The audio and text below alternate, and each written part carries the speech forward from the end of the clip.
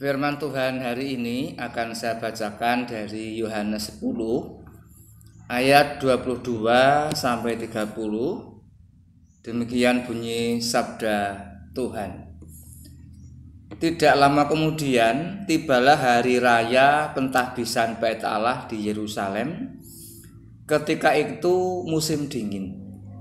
Dan Yesus berjalan-jalan di Bait Allah di Serambi Salomo.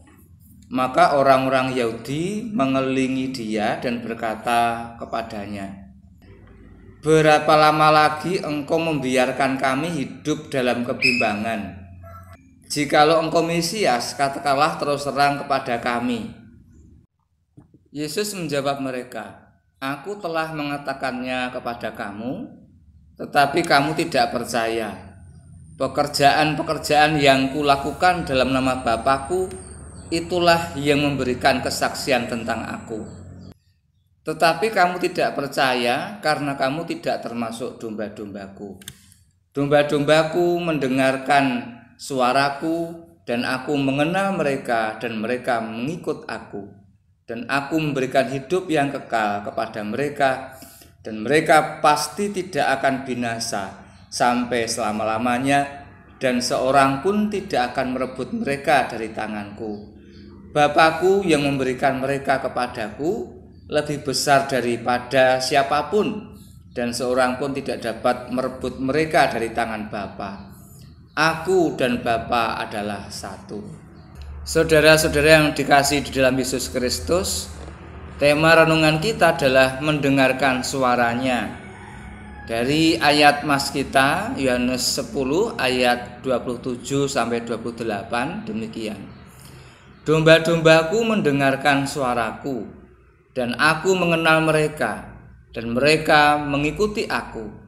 Aku memberikan hidup yang kekal kepada mereka, dan mereka pasti tidak akan binasa sampai selama-lamanya, dan seorang pun tidak akan merebut mereka dari tanganku."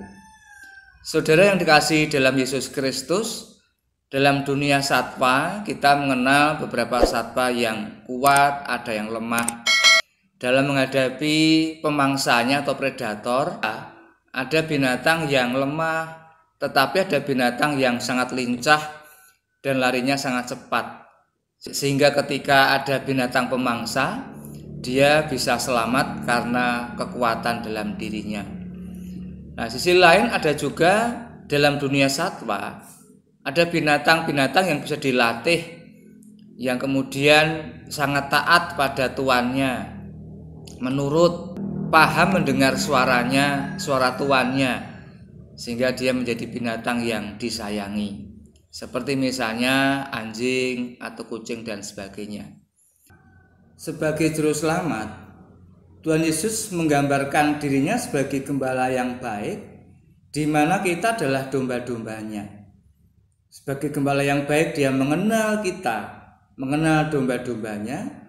Tetapi kita sebagai domba-domba yang baik harus mendengarkan suaranya.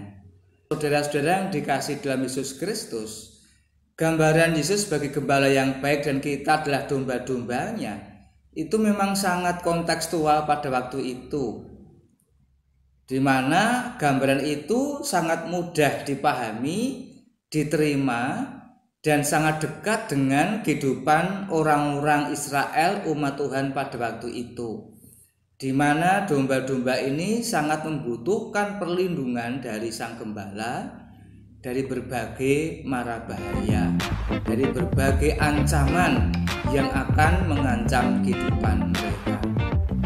Hari ini kita belajar bagaimana Tuhan Yesus menjadi gembala yang baik dan kita adalah kawanan domba-dombanya. Konteks bacaan kita hari ini adalah di mana orang-orang Yahudi merasa bimbang dan ragu, bertanya-tanya tentang sebetulnya Yesus ini adalah Mesias atau bukan. Padahal Yesus sudah mengatakan banyak tentang dirinya dan pekerjaan-pekerjaannya, tetapi masalahnya orang-orang Yahudi tidak percaya akan kemesiasan Yesus, sebab mereka bukan domba-domba Tuhan yang percaya. Artinya umat Yahudi waktu itu juga dianggap sebagai domba-domba Tuhan, hanya tidak menuruti, tidak mau mendengarkan suara Tuhan dan menjadi domba-domba Allah yang penurut. Nah, saudara-saudara yang dikasih dalam Yesus Kristus, konteks gembala dan domba ini gambaran Yesus sebagai gembala dan kita adalah domba-domba ini menjelaskan pada kita bahwa domba-domba itu perlu taat, perlu menurut akan perintah tuannya, akan perintah sang gembala. Sehingga sebagai domba kita perlu menjadi domba-domba yang senantiasa mendengarkan suaranya. Domba-domba yang baik, domba-domba yang menurut.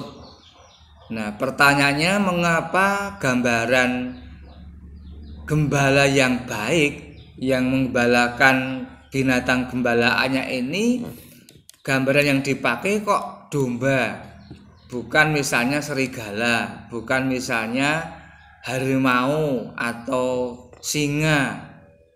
Nah, mari kita rasakan.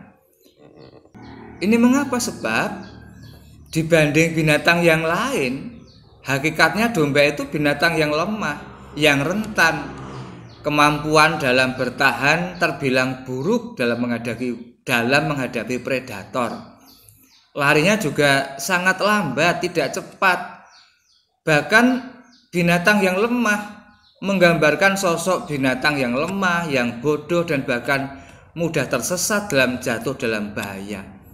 Berbeda dengan misalnya serigala, harimau, ya, singa atau buaya. Ini binatang-binatang yang kuat, atau misalnya kijang dalam menghadapi predator. Ini binatang-binatang yang lincah. Misalnya kijang ketika menghadapi predator atau pemangsa, dia akan berlari secepat kilat, dan kelebihannya adalah tubuhnya lincah, larinya cepat, dan bisa menghindar setiap mara bahaya. Tetapi domba tidaklah demikian. Maka dia membutuhkan sekali pertolongan sang gembala untuk melindungi, untuk mengayomi, dan untuk menyelamatkan hidupnya yang rentan dan lemah ini. Sebagai domba yang lemah dan rentan, kita perlu bergantung kepada pertolongan sang gembala agung. Hidup kita yang senantiasa diancam bahaya tidak mungkin selamat tanpa pertolongan sang gembala agung. Inilah mengapa kita harus senantiasa mendengarkan suaranya. Mendengarkan suaranya berarti taat senantiasa akan apa yang diperintahkan Tuhan, mengenali apa kehendak Tuhan, dan yang jelas kita sebagai domba-domba Allah, maka bagi domba-domba yang setia, yang senantiasa mendengarkan suaranya, Aku akan memberikan hidup yang kekal kepada mereka, dan mereka pasti tidak akan binasa sampai selama-lamanya, dan seorang pun tidak akan merebut mereka dari tanganku. Itulah gembala yang agung, gembala yang baik, yang memberikan hidup yang kekal, keselamatan, perlindungan, sehingga kita akan selamat dalam bahaya kehidupan ini.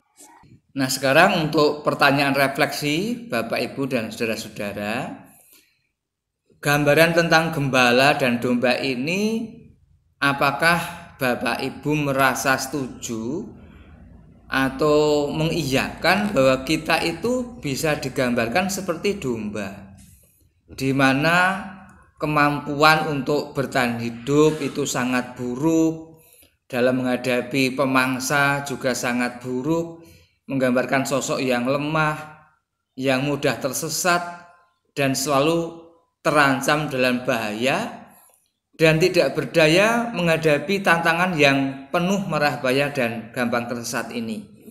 Mari kita refleksikan, apakah kita sepakat sebetulnya kita adalah orang-orang yang seperti itu jika diibaratkan sebagai domba. Nah, karena begitu, apa yang mesti kita lakukan? Nah, yang kedua, pertanyaan refleksinya, mara bahaya ancaman seperti apakah yang sekarang ini mengancam kita sebagai orang percaya, bahkan bisa jadi membuat kita ibarat domba itu bisa tersesat sehingga butuh pertolongan Tuhan. Nah, kemudian lalu apa yang mesti kita lakukan? Nah, baiklah, itu dua refleksi pribadi kita.